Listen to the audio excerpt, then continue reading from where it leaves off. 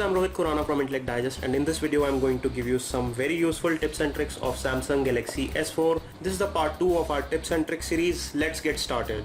The Samsung Galaxy S4 offers slow motion as well as fast motion video recording.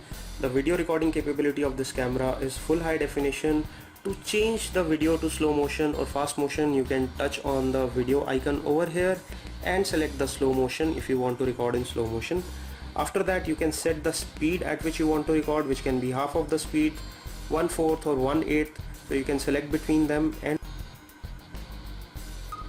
make a video which will look like a slow motion video.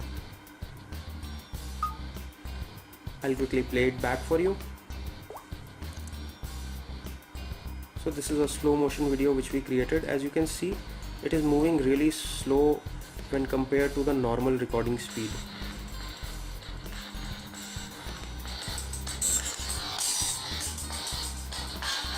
You can turn on the fast motion video by going to the settings again, checking the fast motion. Again, you can check the speed 4 times, 8 times, etc. So when you create a video using the fast motion, it will be played back in much faster motion as it was created. So let me quickly play it back for you and to show you how the fast motion video looks like. So you can create nice video effects in the slow motion and fast motion options with various speed settings that you can do on the Samsung Galaxy S4. Samsung Galaxy S4 offers you continuous input mode, which is much like the Swift keys thing that you have seen on certain applications. What it means is that you can type by continuous motion input.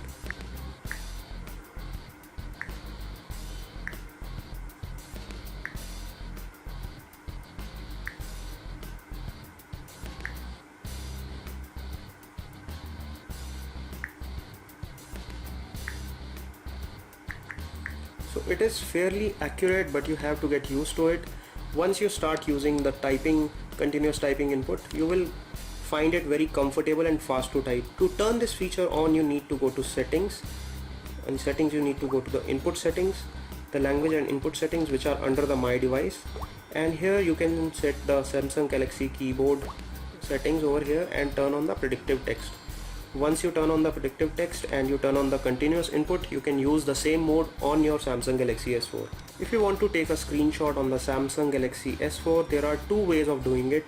One way is to press the power button and the home button together for a few seconds, in which case it takes a screenshot and saves it to the screenshot folder. Also, under the gesture settings, you can also enable taking screenshot with your palm action, just like this. So when you move your hand across the screen, it will take a screenshot and share it in the screenshot folder on the gallery. Samsung Galaxy S4 is configured to open the S Voice application on double tap of the home button, which is why there is a small lag when you press the home button once. It waits for the second input. To turn off this lag and to make it really fast, you have to double tap on it once. It opens the S Voice. In the S Voice settings, just go to the options and settings and turn off the option which says open via the home key. After you turn off this option, you will see the home button responds very fast as compared to the previous when it was set to open the S Voice using the double tap. With the Samsung Galaxy S4 running the Android Jelly Bean 4.2, you can see there are multiple options that you can access with 2-finger scroll. When you do a single finger scroll, you will see some settings over here and a detailed toggle button over here. These are the quick access buttons that you can see, or you have to scroll through. If you want to edit the positioning of these logos so that you can put the toggles which you use first in front, then you can do it by going to the settings and clicking on this pencil like edit button. Once you click it, you can rearrange what appears first. For example, I would like to use the airplane mode more often than the screen rotation, so I put it here and it is swapped. As you can see, the screen rotation has come down here. If I want to turn off sync quickly, I can put it here by just long pressing it and placing it here, and the Bluetooth comes down. Now when I go back, I can see this notification panel. The quick notification panel will show these new options over here. The Samsung Galaxy S4 also comes with an intelligent brightness leveling feature. You can turn on the automatic brightness from here once you scroll it, you can turn off the automatic brightness and set it to the setting which makes you comfortable viewing the screen. Alternatively, you can set the auto mode, which will keep adjusting the screen brightness depending on the ambient light, but along with it you can turn it to the negative side or positive side, so it will automatically change the settings but will keep it brighter when you have it on the plus side. So as you can see here, it is showing +3. If I set it to 0, this is the default setting, and if I like it to be slightly lighter, I can put it in the negative. So now it looks much more soothing and sharp and clear. When you go out in the bright sun, you will notice that the screen brightness automatically increase, and when you come inside indoors with lower light, the display brightness will be lowered, keeping in mind the preference that you have set on the plus or minus side.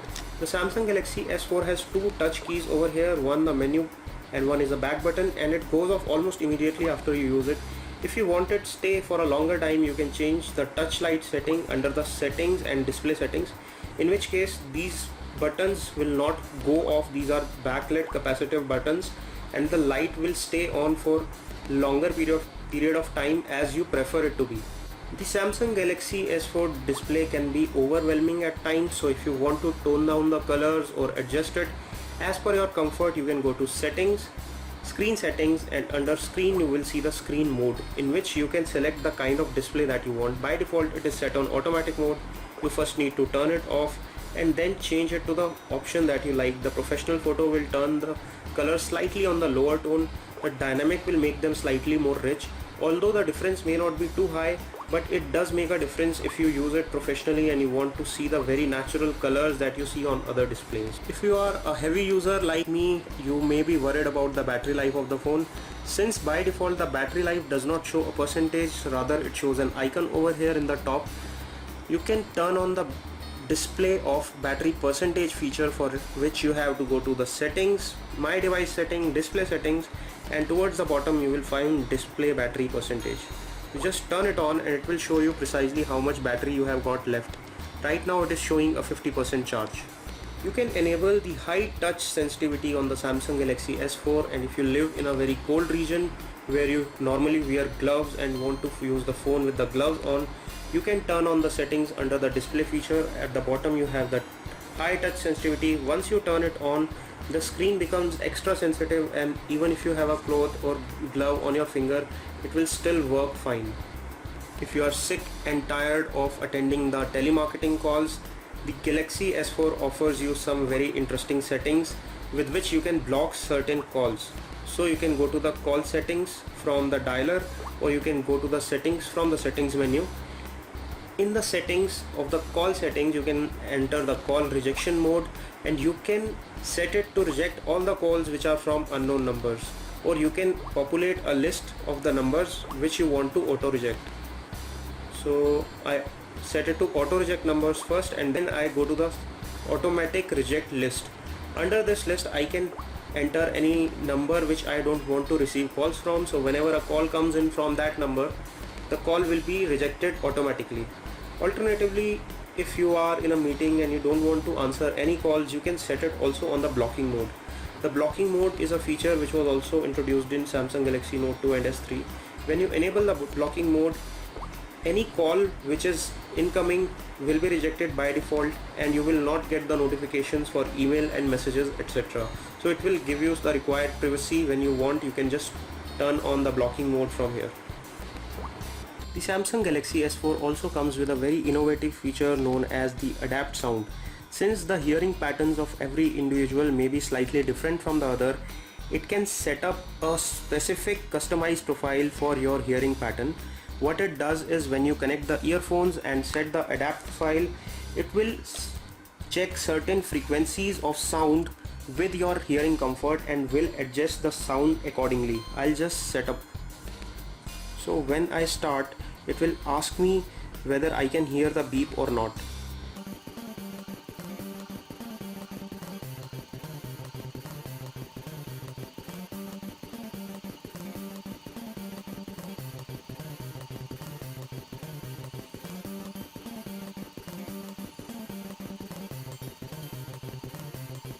After the Adapt sound is set up, you can hear the original sound from the earphones and the personalized sound, and the kind of profile that it offers on the personalized sound seems very interesting and very clear when compared to the original sound playback. This is all we have on this part of tips and tricks series video. Please check out the other videos on the tips and tricks series. The links are in the description and the top left of your screen. If you like our video, please press the like button below. For all the other videos, please press the subscribe button. This is Rohit Khurana signing off. Thanks for watching.